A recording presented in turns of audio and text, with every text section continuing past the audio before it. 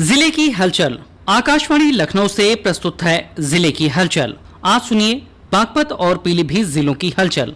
पहले सुनते हैं बागपत जिले की हलचल। आलेख और स्वर है राजीव कुमार का।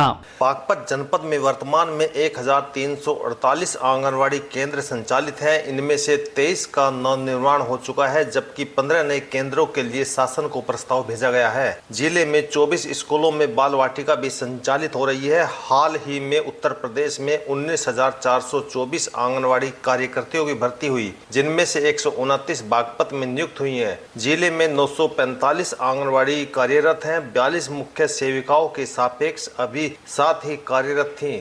अब जनपद में 11 का चयन हुआ है, जिनमें से 10 को नियुक्ति पत्र मिल गए हैं। लखनऊ में आयोजित नियुक्ति पत्र वितरण कार्यक्रम का लाइव प्रसारण कलेक्ट्रेट सभागार में भी देखा गया। चयनित 10 मुख्य सेविकाएं भी इस गौरव का हिस्सा बनी। लाइव प्रसारण के दौरान जिलाधिकारी अस्मिता लाल ने नवनियुक्त मुख्य सेविकाओं को प्रेरित करते हुए कहा कि वे अपने कार्य को पूरी निष्ठा और सेवा भावना से करें। बाल विकास एवं पुष्टाहार विभाग में मुख्य सेविकाओं से जुड़ने से पोषण अभियान, मातृ शिशु स्वास्थ्य कार्यक्रम, महिला सशक्तिकरण योजनाएं और प्रारंभिक शिक्षा संबंधी गतिविधियां और अधिक प्रभावी होंगी। हर गांव में आंगनवाड़ी केंद्रों पर इनकी सक्रियता से न केवल बच्चों की कुपोषण दर में कमी आएगी, बल्कि महिलाओं में स्वास्थ्य और पोषण के प्रति जागरूकता का नया वातावरण भी तैयार होगा। डीपीओ नागेंद्र मिश्रा ने बताया। जनपद बागपत में 11 मुख्य सेविकाओं का चयन हुआ है। प्रदेश स्तर पर लगभग 2500 मुख्य सेविकाओं का चयन हुआ था। उसी के अंतर्गत 11 मुख्य सेविकाओं का चयन जनपद बागपत से हुआ है, जिससे हमारी आंगनवाड़ी केंद्रों की निगरानी और सघन होगी और कार्य की गुणवत्ता बढ़ेगी, क्योंकि जितनी अच्छी निगरानी होगी उतना ही अच्छा आउटपुट होगा। सरूरपुर गांव में एक विशेष सफाई अभियान चलाया गया, जिसमें अधिकारी और कर्मचारियों ने श्रमदान कर ग्रामीणों को स्वच्छता के प्रति जागरूक किया। श्रमदान में विभिन्न विभागों के अधिकारी एवं कर्मचारी शामिल हुए। अभियान के दौरान व्यापक स्तर पर झाड़ू लगाकर और कचरा हटाकर श्रमदान किया गया। डीएम अस्मिता लाल ने गाँव की गलियों, मुख्य चौपाल और सार्वजनिक स्थलों का निरीक्षण किया। इस दौरान उन्होंने ग्राम प्रधान और ग्राम सचिव को स्पष्ट निर्देश दिए कि सफाई कार्य नियमित रूप से किया जाए। साथ ही नालियों की समय समय पर सफाई, कचरे का समय पर निस्तारण आदि व्यवस्था सुनिश्चित की जाए। डीएम ने कहा कि गांव की सफाई सभी की सामूहिक जिम्मेदारी है। जब तक गांव के लोग सफाई को अपनी आदत नहीं बनाएंगे, तब तक स्थायी परिवर्तन संभव नहीं है। प्रशासन पूरी तरह सहयोग करेगा, लेकिन इसके लिए गांव के हर नागरिक को सक्रिय भागीदारी निभानी होगी। उन्होंने लोगों से अपील करते हुए कहा कि गंदगी फैलाने वालों को रोके, गीले और सूखे कचरे को अलग रखे, जल भराव रोकने के लिए नालियों में कचरा न डाले। ग्राम प्रधान एवं ग्राम सचिव को गाँव में रोजाना सफाई करने के साथ ही आरसीसी सेंटर को क्रियाशील किए जाने के भी निर्देश दिए। सरूरपुर गांव की रचना शर्मा ने बताया। हमारे गांव में डीएम साहब महोदय स्मिता लाल आई थी। उन्होंने गांव में श्रमदान किया, साफ सफाई के बारे में बताया और साफ सफाई की भी। उन्होंने भी साफ सफाई के बारे में लोगों को जागरूक किया। इससे हमारे गांव बहुत ज्यादा प्रभावित हुआ है।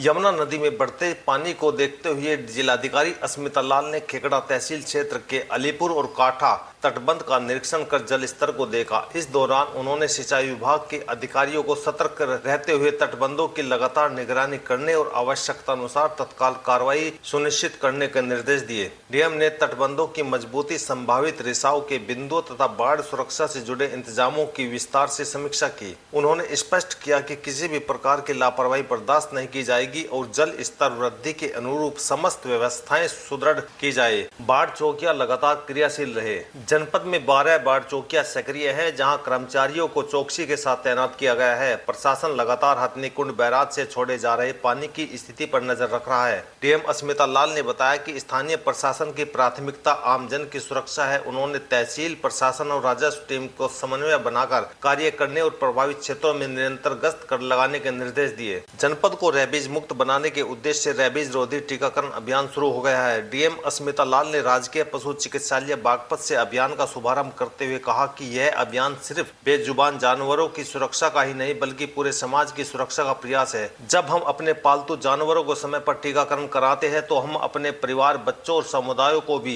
रेबीज जैसी जानलेवा बीमारी से सुरक्षित करते हैं। इसलिए सभी लोगों से अनुरोध किया जाता है कि वे जिम्मेदारी निभाते हुए अपनी पालतू जानवरों का एंटी रेबीज टीकाकरण अवश्य कराएं। जनपद के सभी 23 पशु चिकित्सालयों पर पालतू जानवरों के लिए विशेष एंटी रेबीज टीकाकरण शिविर लगाए जा रहे हैं, जो हर रोज सुबह 10 बजे से दोपहर 3 बजे तक संचालित होते हैं। जिला सूचना अधिकारी राहुल भाटी ने बताया कि ताजा आंकड़ों के अनुसार अभी तक 320 पालतू जानवरों को जीवन रक्षक टीका लगाया जा चुका है एवं टीकाकरण शिविर अभी भी जारी है। इनमें 290 कुत्ते और 30 बिल्लियां शामिल हैं। लोग इस मुहिम को गंभीरता से लेते हुए अपने पालतू जानवरों को सुरक्षित करने में आगे आ रहे हैं। इनकी रोकथाम ही इसका एकमात्र उपाय है। बागपत जिले की हलचल के बाद आइए सुनते हैं पीलीभीत जिले की हलचल। आलेख और स्वर है सतीश मिश्र का। पीलीभीत जिले में स्वतंत्रता दिवस हर्षोल्लास से मनाया गया।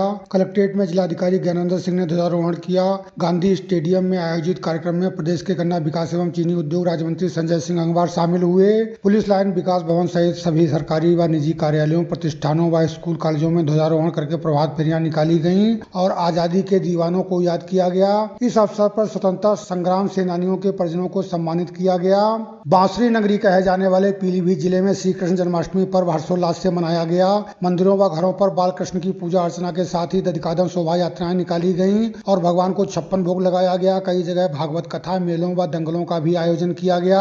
पीलीभीत जिले में गन्ने का रकबा इस बार कुछ कम हुआ है, परंतु यहाँ के किसान उन्नतशील व रोग प्रतिरोधी किस्म का गन्ना बोकर उत्पादन में बढ़ोतरी का रिकॉर्ड कायम कर रहे हैं। श्री भार्गव ने बताया सट्टा प्रदर्शन के लिए 30 सितम्बर तक गन्ना उपज बढ़ोतरी के आवेदन प्राप्त किए जाएंगे। पीलीभीत के सांसद और केंद्रीय वाणिज्य उद्योग व सूचना प्रौद्योगिकी राज्य मंत्री जितेंद्र प्रसाद जिले का दौरा करके जनसंवाद कार्यक्रमों के जरिए जनता की समस्याएं सुन रहे हैं और उनका निराकरण करने के निर्देश अधिकारियों को दे रहे हैं। पीलीभीत के अलावा बरखेड़ा व बीसलपुर विधानसभा क्षेत्रों में भी उन्होंने कई जनसभाएं की और जनता की समस्याएं सुनी। उन्होंने आंगनबाड़ी कार्यकर्तियों को प्रेशर कुकर व प्रमाण पत्र भी वितरित किए। पीलीभीत जिले में शारदा व देवाहा नदी में आने वाली बाढ़ से जनजीवन प्रभावित हुआ है। ट्रांस शारदा इलाके में नदी कई स्थानों पर कटान कर रही है। जल भराव व संपर्क मार्ग क्षतिग्रस्त होने से भी दिक्कतें आई हैं। पीलीभीत शहर सीट से विधायक और प्रदेश सरकार में गन्ना विकास व चीनी उद्योग राज्य मंत्री संजय सिंह गंगवार ने बाढ़ से बचाव की तैयारियों की अधिकारियों के साथ समीक्षा की। उन्होंने बताया, हम लोगों ने सब मिल करके टीम बना करके अग्रिम तैयारियों की समीक्षा करी, जो तैयारियां की गई हैं। कोई भी अगर जनपद में बाढ़ की स्थिति होगी तो हम सब लोग मिल करके पीलीभीत की जनता को समय से राहत पहुंचाने का काम करें। पीलीभीत टाइगर रिजर्व का नवीन पर्यटन सत्र इस बार 15 सितंबर के बजाय 1 नवंबर से ही शुरू होगा। इस बात की जानकारी देते हुए प्रभागीय वनाधिकारी मनीष सिंह ने बताया कि सैलानियों की सुविधा के लिए नया पर्यटन सत्र 1 नवंबर से शुरू कराने के प्रयास किए जा रहे हैं। पीलीभीत जिले के सभी गाँव में लोक भारती के देशव्यापी अभियान के तहत हरी संकरी रोपण किया गया। इस अभियान में जिले के अधिकारियों व जनप्रतिनिधियों ने बढ़ चढ़ कर प्रतिभाग किया।